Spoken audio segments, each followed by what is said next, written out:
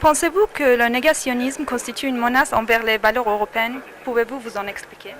Indiscutablement, le négationnisme dans l'histoire européenne, à travers les siècles et plus récemment au XXe siècle, a été un élément absolument destructeur. Ce fut la bombe atomique projetés par des Européens sur eux-mêmes et sur leur civilisation qui leur avait pourtant permis de se construire en entité de valeurs humaines, communautaires et de respect en tout cas de ce que le cerveau est capable de produire de meilleur. Nous avons produit des éléments d'un suicide de l'Europe par le négationnisme. Nous ne sommes pas les seuls, puisque si on étend l'Europe au sens large et qu'on regarde ce qui s'est passé entre la Turquie et l'Arménie, on voit bien que la même question se pose.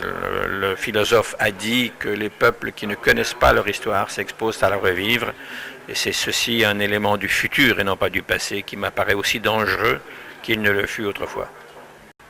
Alors je crois que les États membres de l'Union sont tous dans l'absolu partie prenante des valeurs européennes qui sont des valeurs d'association. Nous sommes différents et ces différences font un tout unique.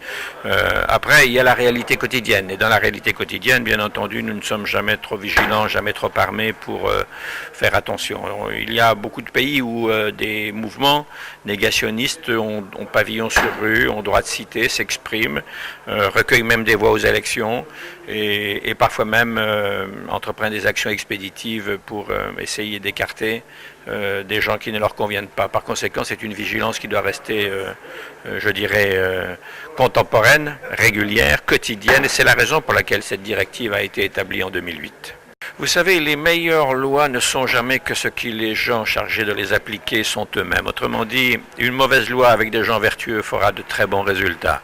Une très bonne loi avec des gens peu vertueux donnera des résultats médiocres. Et par conséquent, c'est une ardente obligation individuelle, morale, et les dirigeants des États doivent mettre aussi la morale en avant et pas que le commerce et de veiller donc à ces choses-là. Mais en tout cas, c'est mieux d'avoir un instrument que de ne pas en avoir et c'est de ce point de vue-là que l'Europe s'est distinguée de façon vraiment extrêmement honorable.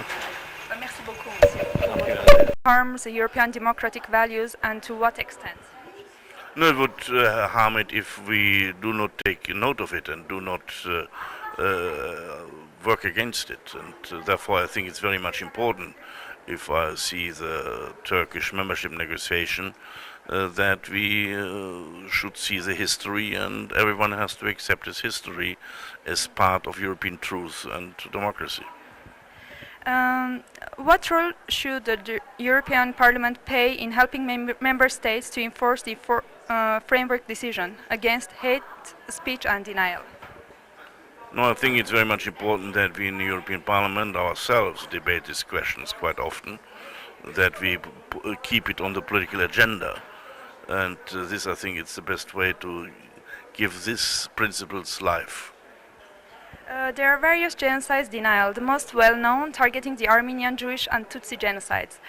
In this regard, do you think that these various groups should enjoy the same level of juridical security? Do you believe the framework decision will provide them with the appropriate level of juridical protection against genocide denial? I think so. I think that this framework agreement will help us in the European Union, that such things cannot happen again, that we keep the memory of the history, and especially that we have to see that every new member country must fulfill the same conditions.